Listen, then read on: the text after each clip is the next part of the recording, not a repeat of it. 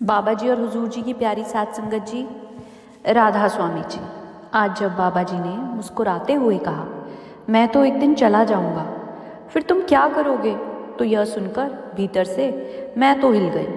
हालांकि वह बात उन्होंने मजाक में ही कही थी, लेकिन पंडाल का माहौल अचानक बदल गया। कोई आंखें बंद कर कर सिसकने लगा तो कोई खुलकर रोने लगा। मैं भी अपनी भावनाएं संभाल नहीं पा रही थी। समझ नहीं आ रहा था कि ऐसी कौन सी बात हो गई कि बाबा जी को यह वाक्य कहना पड़ा। आज उन्होंने हुजूर जी का भी जिक्र किया और पूरी संगत के सामने बड़े सहज भाव से कहा कि उन्होंने और हुजूर ने सेवा का काम आपस में बांट लिया है।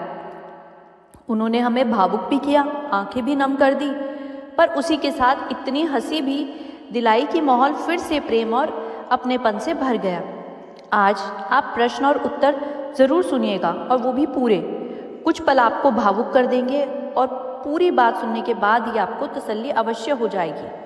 कुछ बातें ऐसी होती है जिन्हें कहना आसान नहीं होता, इसीलिए यदि ये शब्द कम पड़ जाएं तो संगत जी आपसे क्षमा प्रार्थी हूँ। आज सभी से निवेदन है कि संगत ब्यासकी के चैनल को ज़रूर सब्सक्राइब कीजिएगा। सबसे पहले एक सज्जन ने हाथ जोड़कर अपनी व्यवस्था बताई। वो कहने लगे कि पहले जब उनकी हालत ठीक थी तब वे नियमित रूप से डेरा आते थे, सत्संग में भी बैठते थे, लेकिन पिछले 8 वर्षों से जीवन में ऐसा कठिन समय चल रहा है कि आना बहुत कम हो गया है।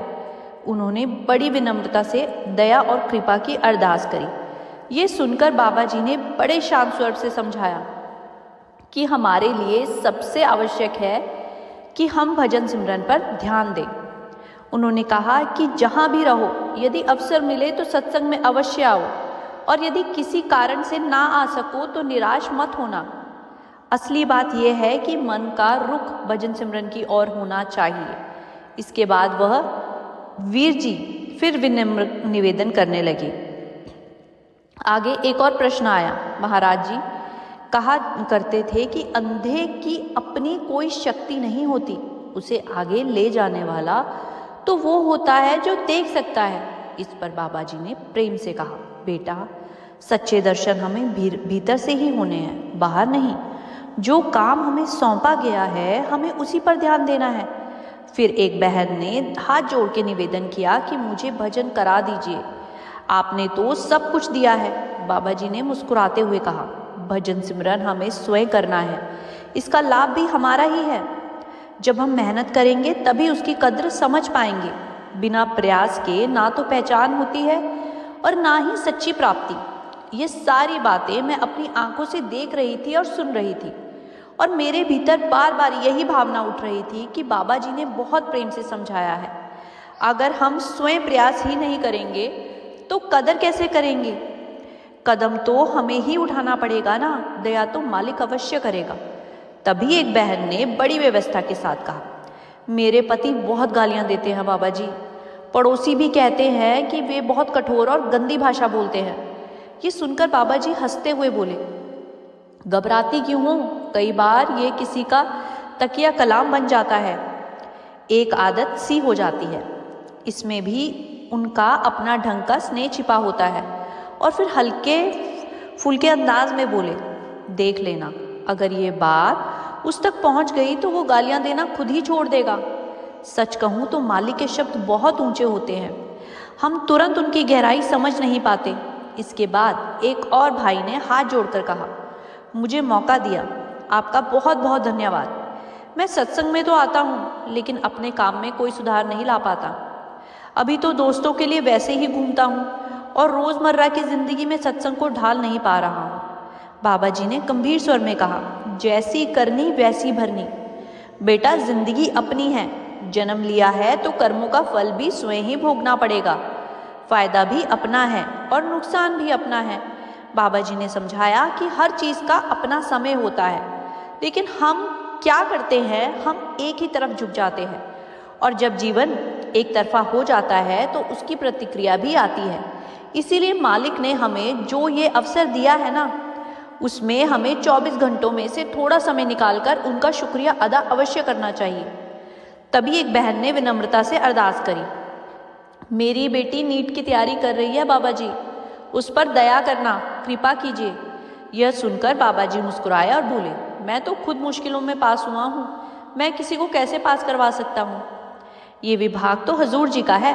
फिर उन्होंने प्रेम से कहा, दया भी हजूर जी की ही चाहिए। संगत ने आग्रह किया, नहीं बाबा जी, आप ही कृपा करो। तो वे हंसते हुए बोले, जब मैं अपनी पढ़ाई ठीक से नहीं कर पाया तो किसी और पे क्या करूं? पढ़ाई का विभाग हजूर जी का ही है। इतना सुनते ही पूरी संगत ठहाकों से गूंज उठी। इसके बाद एक भाई बहुत रोते हुए खड़ा हुआ और बोला, मैं लायक नहीं हूं, मैं नामदान पर बैठता था, लेकिन जब कुछ वापस ले लीजिए, आप सब कुछ वापस ले लीजिए। वह सच में फूट फूट कर रो रहा था। बाबा जी ने बड़ी करुण भाव से कहा, बेटा, मालिक के घर किसी चीज की कमी नहीं होती। ऐसा नहीं है कि मालिक के पास देने को कुछ कम पड़ जाए। बाबा जी ने बड़े सहज भाव से कहा, बेटा, ऐसा नहीं कि मालिक एक से लेकर दूसरे को देता है या किसी और से लेकर पहले को दे देता है। मालिक ने जो देना होता है वो पहले ही दे चुका है। बात सिर्फ इतनी है कि हम स्वयं कदम नहीं उठाते। उन्होंने समझाया, यदि हम कोशिश ही नहीं करेंगे, मेहनत ही नहीं करेंगे तो कद्र कैसे पैदा होगी? हमें स्वयं उसकी कद्र करना सीखना होगा। फिर सच्चे पातशाह ने उदाहरण दिया, जैसे किसी बच्चे का मन स्कूल जाने को नहीं करता ना, तो कभी आप उसे प्यार से समझाते हैं तो कभी डांट के, कभी थोड़ा सख्त हो जाते हैं, लेकिन अंत में उसे स्कूल तो जाना ही पड़ता है ना। उसी तरह उन्होंने कहा कि हमें भी भजन सिमरन करना ही पड़ेगा और उसकी कीमत समझनी ही पड़ेगी।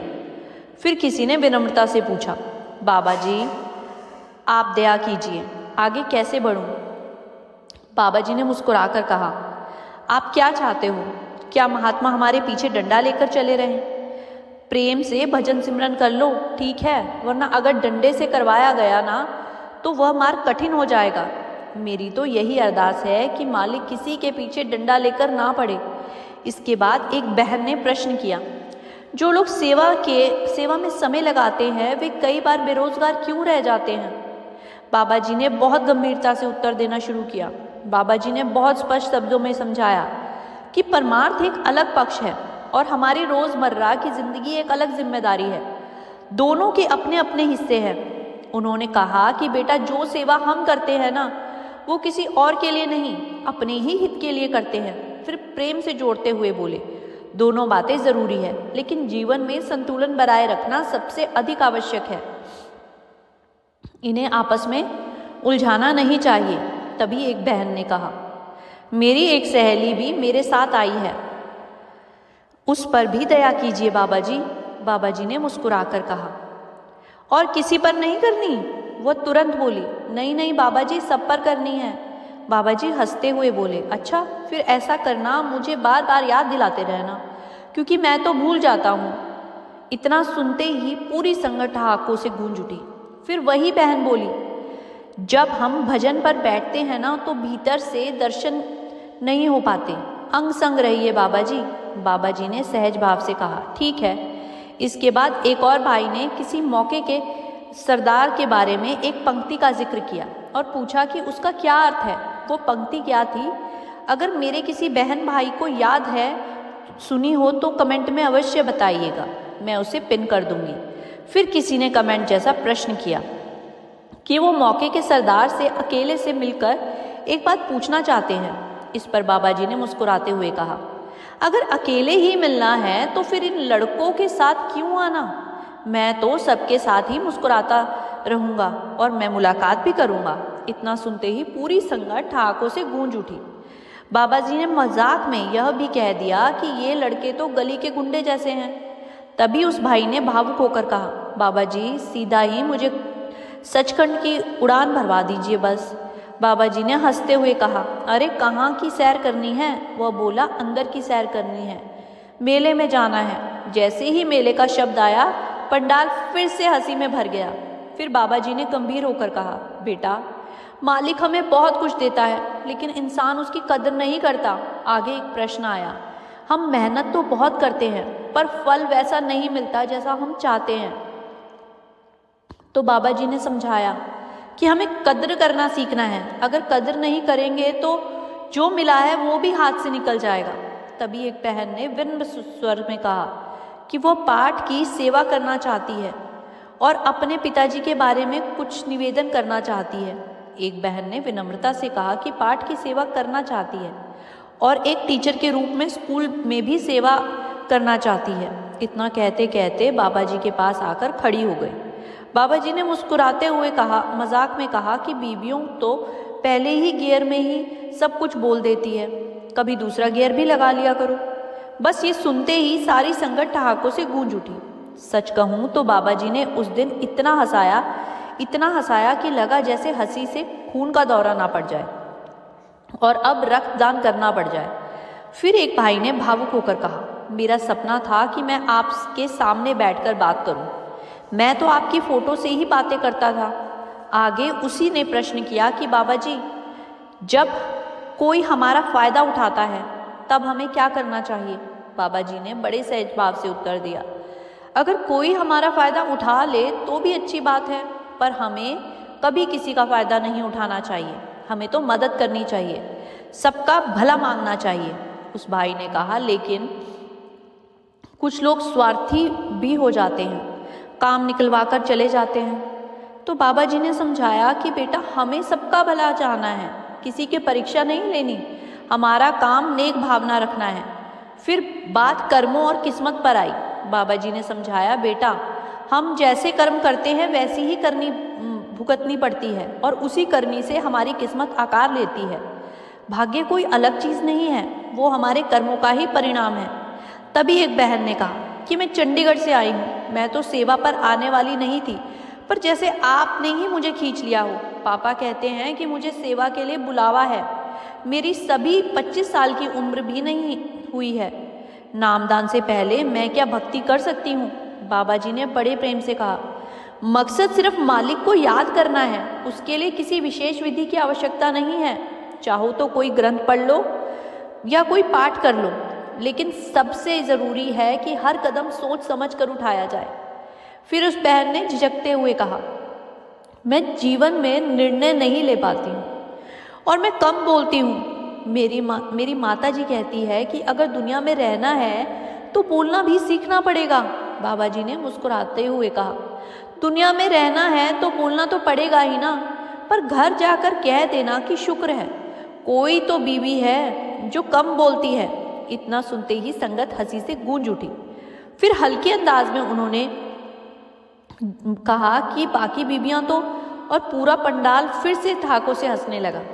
जब बाबा जी ने मजाक में कहा कि कुछ बीबियां तो सीधे चौथे गियर में पहुंच जाती है, तो सबसे ज़्यादा हंसी भी बीबी की तरफ से ही सुनाई दी।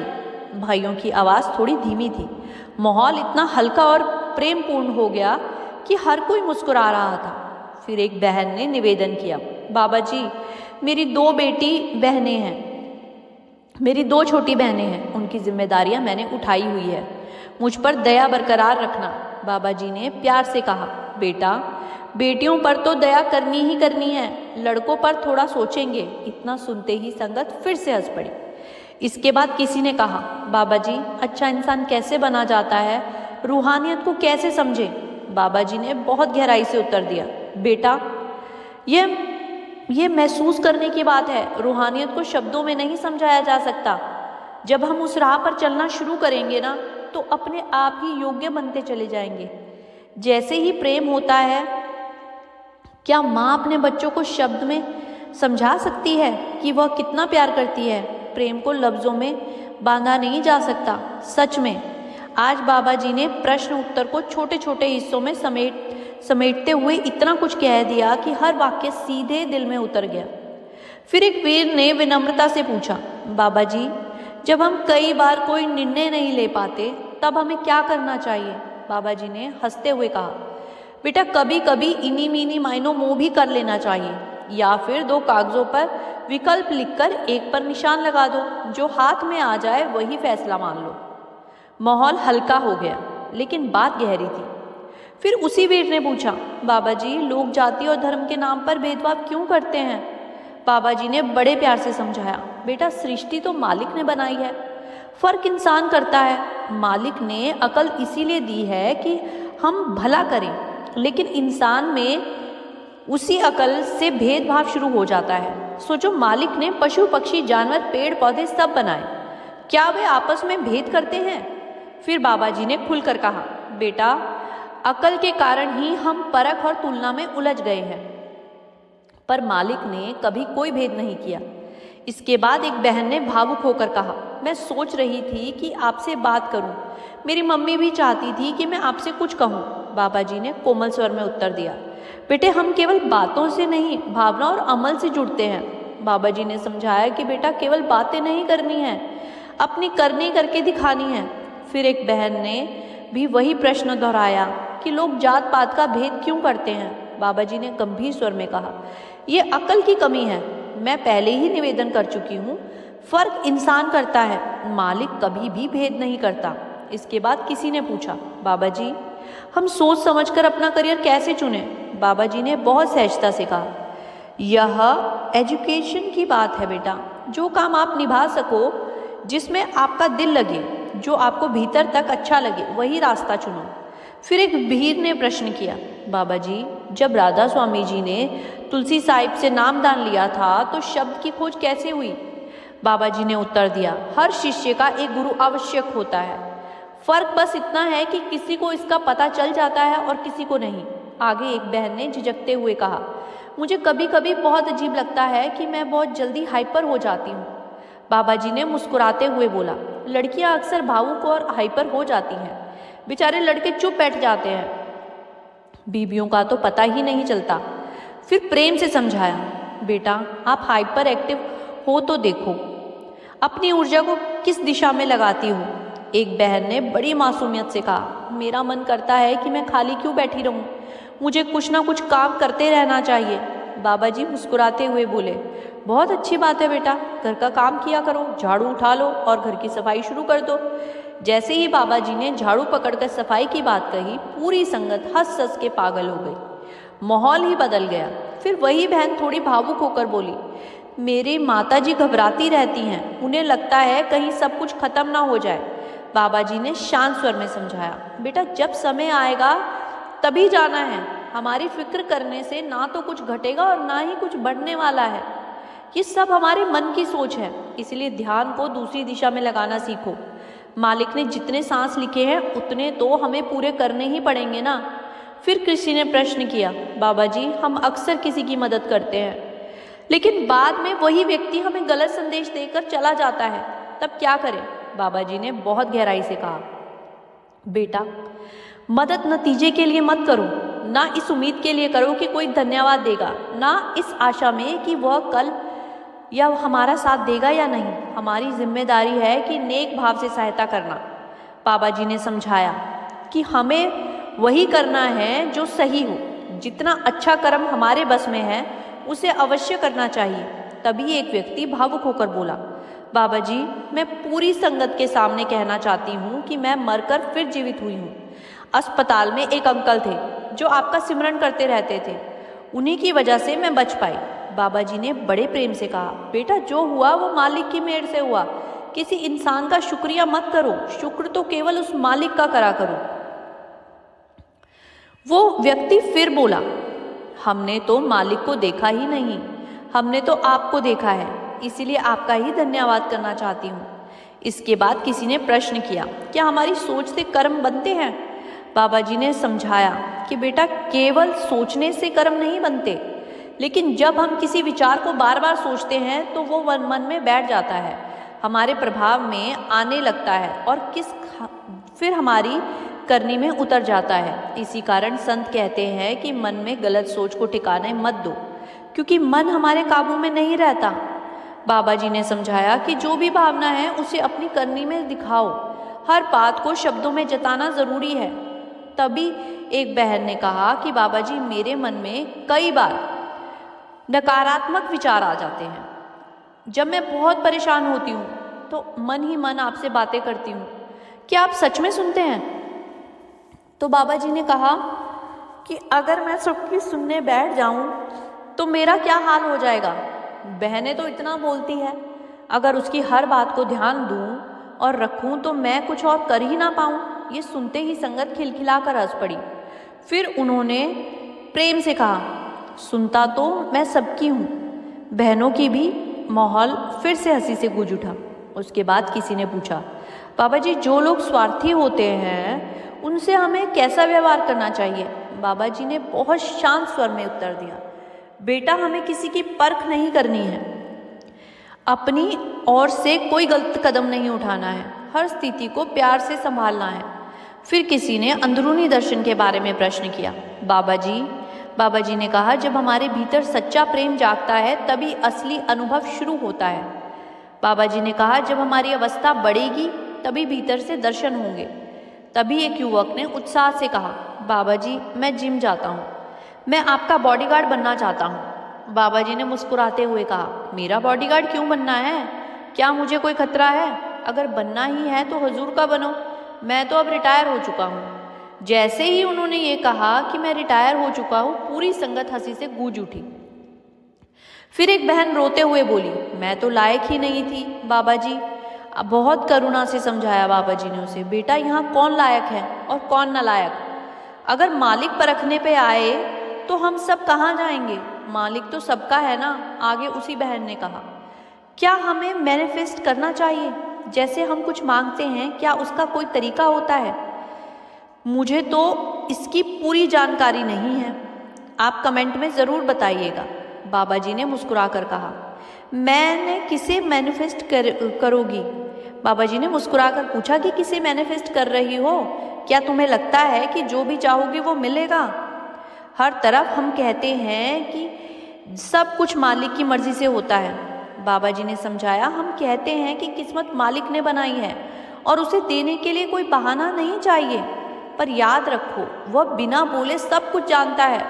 फिर किसके आगे अरदास करनी है? आगे उन्होंने कहा कि आजकल नए नए तरीके आ गए हैं और हम उन्हीं में उलझ जाते हैं, जबकि मालिक तो हमारे अंग संग हमेशा है, वो हमसे अलग नहीं है। असल कमी देखने वाले की आंख में है। अगर मैं सिर्फ धन धन धन कहती रहूं या कहता रहूं तो क्या कोई आकार मेरी झोली में आकर पैसा डाल देगा? नहीं बेटा, मेहनत भी करनी पड़ेगी, करनी को जीवन में उतारना पड़ेगा। केवल सोचते रहने से कुछ नहीं होता, सोच विचार से बाहर निकलकर आगे बढ़ना है। फिर किसी ने सेवा का अवसर मांगा। बाबा जी ने हंसते हुए कहा, पंजाबी में सेवा का एक और मतलब भी होता है, कहीं वह वाली सेवा तो नहीं करोगी? संगत ठाकों से गूंज उठी। उस व्यक्ति ने कहा, बाबा जी, आप तो सेवा कहेंगे, मैं करूंगी। बाबा जी ने मुस्कुराकर कहा, शाबाश, वही सेवा करना जो मैं कहूँ। फिर उन्होंने प्यार से कहा, तुम्हारी शादी हो गई है? जब उत्तर आया नहीं, बाबा जी ने कहा कि अच्छा हुआ, शुक्र है। ये सुनते ही संगत फिर से खिलखिलाकर हंसने लगी। संगत खिलखिलाकर हंस रही थी। तभी एक बहन ने भावुक होकर कहा, बाबा जी, मुझे सचखंड ले जाना। बाबा जी ने मुस्कुराए और बोले, अरे, अभी तो नाम भी नहीं लिया और पहले ही सचखंड जाने की बात हो गई।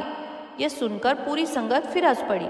फिर एक वीर ने पूछा, बाबा जी, भक्ति के बाद क्या होता है? बाबा जी ने सहज भाव से कहा, कुछ नहीं होता। तभी एक छात्रा ने हाथ जोड़कर कहा, बाबा जी, मुझ पर दया करना, मैं 10वीं में हूँ, मेरे अच्छे नंबर आ जाए बस। बाबा जी ने मुस्कुराते हुए कहा, किस बात की दया? उसने कहा कि अच्छे अंक आ जाए। इस पर बाबा जी ने हजूर जी की ओर इशारा करते हुए अपना मुख मोड़ लिया। जैसे ही उन्होंने मुंह फेर लिया, संगत ठहाकों से गूंज उठी। हजूर जी भी मुस्कुरा पड़े। बाबा जी बोले, हमने काम बांट रखा है, पढ़ाई वाला विभाग तो हजूर जी के पास है। फिर किसी ने अपने ताऊ जी के बारे में उलझन बताई तो बाबा जी ने इशारे से समझा दिया। इसके बाद एक बहन बहुत रोते हुए बोली, दया करना बाबा जी ने करुणा में कहा, बेटा, सृष्टि में मालिक ने किसी चीज़ की कमी नहीं रखी है। कमी सिर्फ इस बात की है कि हमें वो महसूस नहीं करते, और जब सच में महसूस करना हो तो उसके लिए मेहनत भी करनी पड़ती है। बाबा जी ने बहुत प्रेम से कहा, बेटा, दया तो पहले से ही बहुत है। जब मालिक मेहर करता है ना तो विरह बख्श देता है, और वो विरे अपने आप में बहुत बड़ी कृपा है। हमारे भीतर जो तड़प उठती है ना, वही तो उसकी सबसे बड़ी बख्शिश है। फिर एक बहन ने कहा, बाबा जी, आप खुश रहिए। बाबा जी मुस्कुराए, बेटियों को खुश रखना ही पड़ता है। वो बहन फिर बोली, मेरा काम करने का मन नहीं करता बाबा जी। बाबा जी हंसकर बोले, तो मत करो। इतना सुनते ही संगत फिर से हंसी से गूंज उठी। वह फिर बोली, मेरी मम्मी मुझे डांटती है। बाबा जी ने समझाया, बेटा माँ बाप भलाई के लिए डांटते हैं ताकि तुम आगे के लिए, जीवन के लिए काम सीख सको और आगे बढ़ सको। उन्होंने प्यार से कहा, काम सीख लो। बहन बोली, मुझे नहीं सीखना। बाबा जी ने फिर हंसते हुए कहा, सीख लो, काम आएगा। फिर वह भावुक होकर बोली, मुझे मंजिल तक पहुंचा दीजिए बाबा जी। बाबा जी ने मुस्कुरा कर कहा, अभी तो मंजिल मिली ही कहाँ है। और संगत फिर हंस पड़ी। अंत में उसने पूछा कि मुझे कुछ समझ नहीं आता, मालिक से प्रेम कैसे करूं? बाबा जी ने बहुत गहराई से उत्तर दिया, बेटा मालिक तो पहले से ही बहुत प्रेम करता है, जैसे माँ बाप अपने बच्चों से करते हैं ना। बाबा जी ने समझाया, जैसे माँ बाप अपने बच्चों से प्रेम करते हैं, वैसे ही बच्चे भी अपनी ज़रूरत के अनुसार उनसे रिश्ता जोड़ लेते हैं। बेटा हमें तो बस इतना करना है कि मालिक ने जो दिया है उसकी कद्र करें और हर हाल में उसका शुक्र अदा करें। तभी एक बहन ने भावुक होकर कहा, बाबा जी मेरे अंग संग रहना। बाबा जी मुस्कुराकर बोले, अब मैं बूढ़ा हो चुका हूँ, क्या करोगी? और जब मैं चला गया तब क्या करोगी? ये सुनते ही पंडाल में सन्नाटा छा गया। कई लोग रो पड़े, कुछ की सिसकियों तक सुनाई दे रही थी। सच कहूँ उस पल मेरा दिल बहुत ही भारी हो गया था। फिर वही बहन आंसू पोंछते हुए बोली, बाबा जी आप कहीं नहीं जा रहे, मैं आपसे बात करना चाहती हूँ। मैं तो आपकी फ़ोटो के आगे भी आपसे बातें करती हूँ। बाबा जी हंसकर बोले, बीवियों की तो बातें कभी ख़त्म ही नहीं होती। फिर प्यार से कहा, इसीलिए तो बता दिया है ताकि बात कर सको। बहन बोली, नहीं बाबा जी, आपको सुनाने के लिए। बाबा जी ने हंसते हुए कहा, शाबाश, बातें पति को नहीं सुनाती, मुझे सुनाती है। वह बहन घबरा कर बोली, नहीं नहीं बाबा जी, मेरा वो मतलब नहीं था। और पूरी संगत फिर ठाकों से गूंज उठी। फिर बाबा जी ने समझाया कि बेटा जो किस्मत में लिख कर आई हो ना, लिखवा कर आई हो, वो भुगतना ही पड़ेगा। जिसकी तकदीर में जो लिखा है उसे वह मिलेगा। बहन ने मुस्कुराते हुए कहा, बाबा जी आप तो जल्दी जल्दी ढूंढ भी लेते हो। बाबा जी बोले, पहले शादी करो फिर भजन सिमरन करना। वो बोली, जैसे आपकी खुशी बाबा जी ने। फिर मजाक में उसे कहा, हाय हाय, और संगत फिर खिलखिलाकर हंस पड़ी। फिर उसने विनती की कि नामदान दे दीजिए और दया कीजिए बाबा जी। बाबा जी ने प्रेम से कहा, नामदान का शौक 2 दिन ही रहता है, जब मिल जाता है ना उससे पूछिए, दया कीजिए। बाबा जी ने प्रेम से कहा कि अच्छी बेटी कैसे बनूं बाबा जी? बाबा जी ने प्रेम से कहा कि अच्छी बेटी वही है जो माँ बाप की बात माने। जब हम माता पिता का कहना मानते हैं तभी सच्ची खुशी मिलती है। अंत में उन्होंने विशेष रूप से कहा कि माँ बाप की आज्ञा मानना बहुत ज़रूरी है। इसके साथ ही प्रश्न उत्तर समाप्त हो गया। उम्मीद है कल बाबा जी सत्संग करेंगे और मैं आप सब लोगों से निवेदन करती हूँ कि इस वीडियो को, इस क्वेश्चन आंसर को संगत सत्संग प्रेमियों को साथ ज़रूर साझा करें ताकि उन तक ये सवाल जवाब पहुँच सके, अगर आप तक ये पहुँचे हैं तो। क्योंकि बहुत सी संगत ऐसी है जो ना ब्यास जा सकती है और जिन्हें ना YouTube का इतना पता है कि सवाल जवाब कहाँ सुना जाए।